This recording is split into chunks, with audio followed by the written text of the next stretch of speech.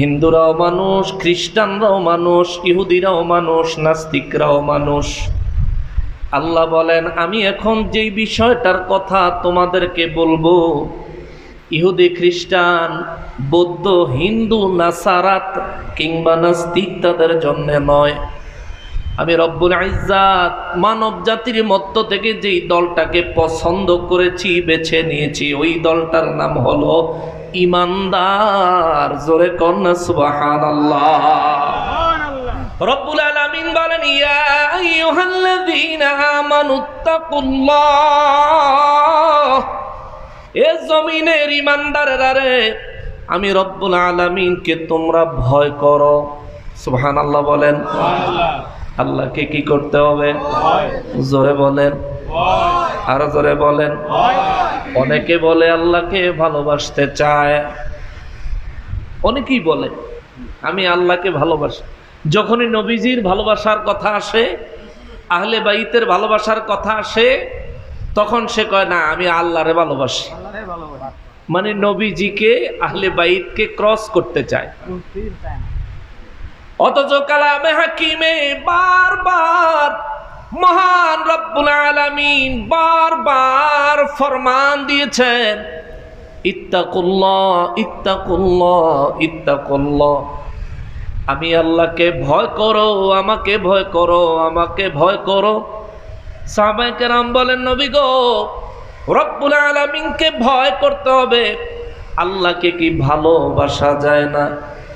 আমার আল্লাহ হুজুর তাদেরকে বলে দেন, সূরা আলে ইমরানের 31 নম্বর আয়াতে কারিমা আমার আল্লাহ নাজিল করে বললেন, হুজুর আপনি বলেন, বিসমিল্লাহির রহমানির রহিম, কুল ইন কুনতুম তুহিব্বুনাল্লাহ।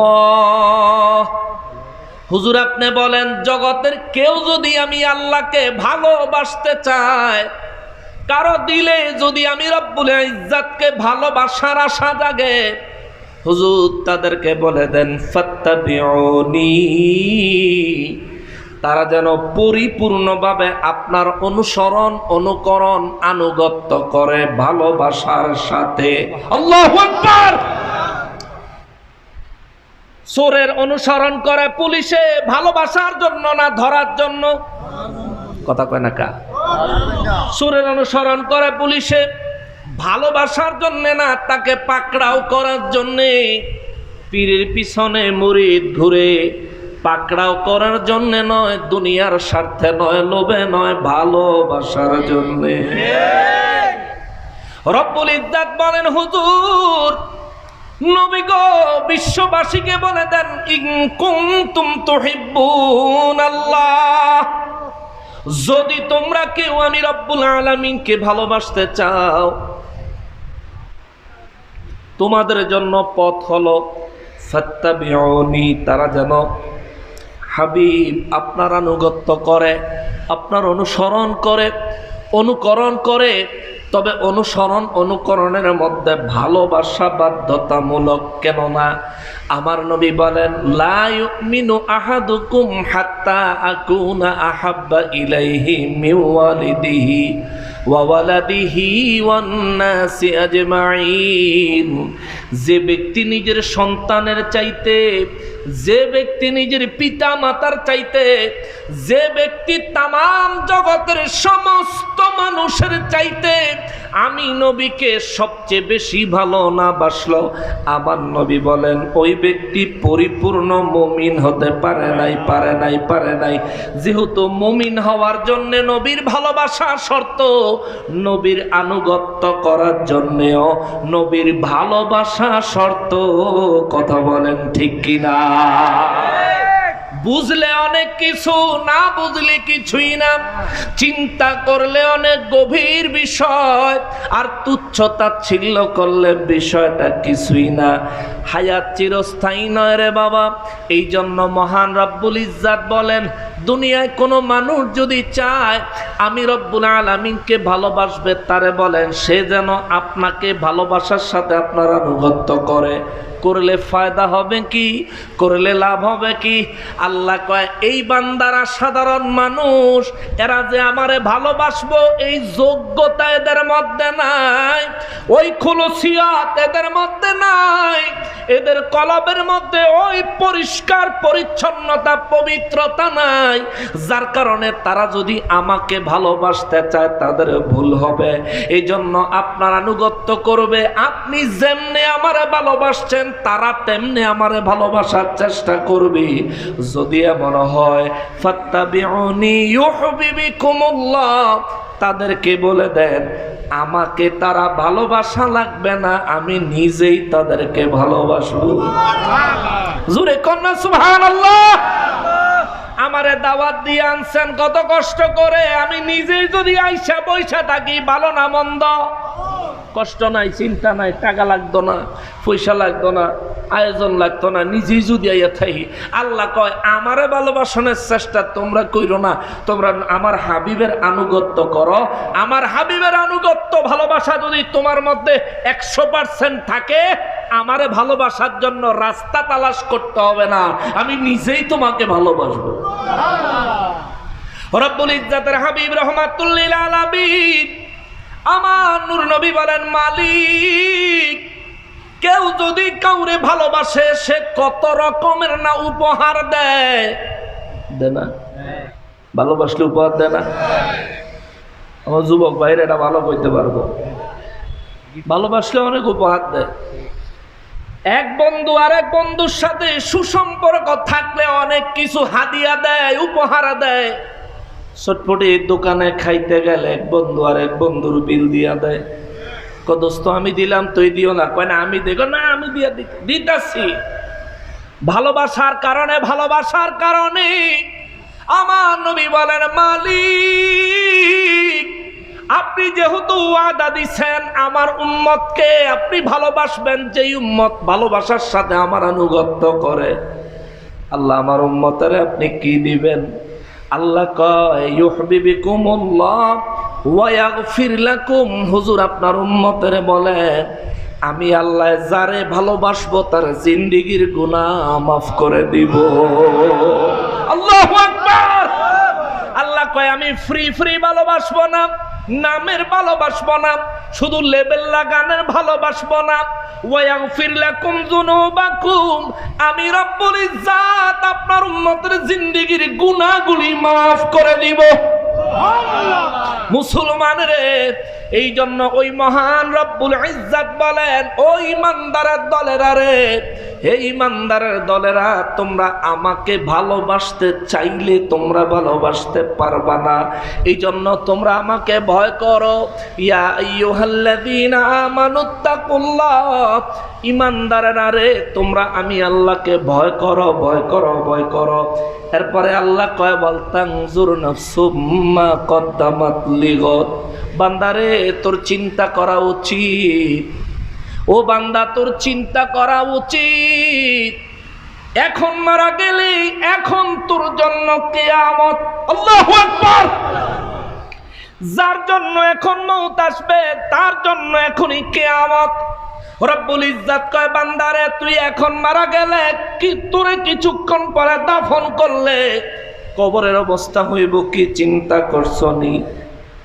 ইসরাফিল ফেরেশতা যখন বাঁশি ফু দিবে, হাসরের ময়দান যখন কায়েম হয়ে যাবে রে, রব্বুল ইজ্জাত কয় বান্দারে ও বান্দা, ওই হাসরের ময়দানে আমি যেন হিসাব নিব তোমার খবর আসেনি? আল্লাহর কাছে হিসাব দেওয়া লাগবনি? লাগবনি? কে আছেন হিসাব না দিয়া জান্নাতে যাবেন? একটু আতু ডাক আছেন একজনও? কোন সুযোগ আছে? হাসরের ময়দানে 120 কাতার মানুষ হবে, 80 কাতার আমার নবীর উম্মত হবে। জোরে কন্যা সুবহানাল্লাহ। 120 কাতার মানুষের মধ্যে 80 কাতার আমার নবীর উম্মত হবে। রব্বুল ইজ্জাত ওই হাসরের ময়দানের কথা কয়, আল্লাহ কয় ওয়াল তানজুর নাফসুম মা কদ্দামাত লিগাদ।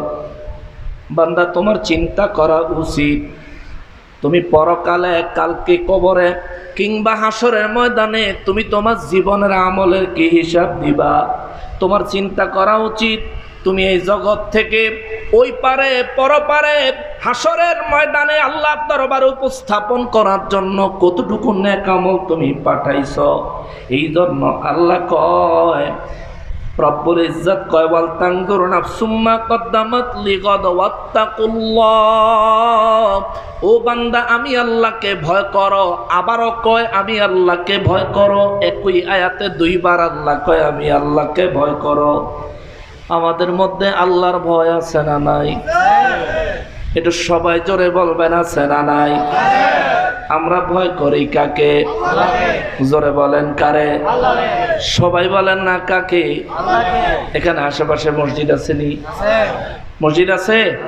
এই মাহফিলে এখন যে কয়জন মানুষ হইছেন ফজরের নামাজে কে কয়জন লোক ছিলেন?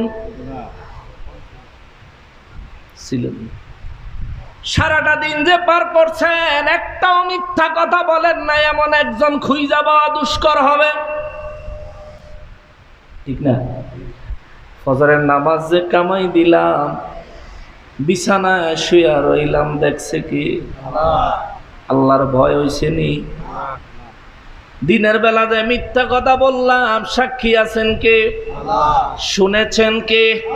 আরে জোরে বলেন না, দেখছেন কে? রব্বুল ইজ্জাত দেখলেন, রব্বুল ইজ্জাত শুনলেন। আমি জানি আমার রব্বুল ইজ্জাত আমার প্রত্যেকটা গতিবিধির উপর নজর রাখতেছেন। তবু আমি মিথ্যা বলে বেড়াই, ওজনে কম দিয়ে বেড়াই, একজনরে ঠকায় বেড়াই, একজনরে গালি দিয়ে বেড়াই, পিছনে গীবত করে বেড়াই, কত অন্যায় অপরাধ কত ধরনের গুনাহের কাজে লিপ্ত হই। আল্লাহ যে বললেন আল্লাহকে ভয় করার কথা, কিছুক্ষণ আগে আপনারা বললেন আপনারা আল্লাহকে ভয় করেন, আমিও বললাম আমিও আল্লাহকে ভয় করি, কিন্তু আমাদের আমলগুলি দেখলে তো মনে হয় না আমরা আল্লাহকে ভয় করি। তার মানে কি দাঁড়াইলো? আমরা কি আল্লাহকে ভয় করি না? না করি। কেমন করি?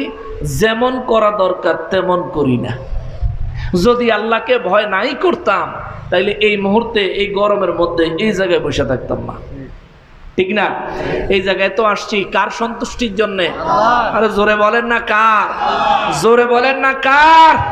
আল্লাহ কোরআন শরীফে নিজে ঘোষণা দিচ্ছেন, আমার কোন বান্দা ইচ্ছায় হোক অনিচ্ছায় হোক যদি আমাকে আল্লাহ বলে ডাক দেয় আমি বান্দার ডাকে সাড়া দেই।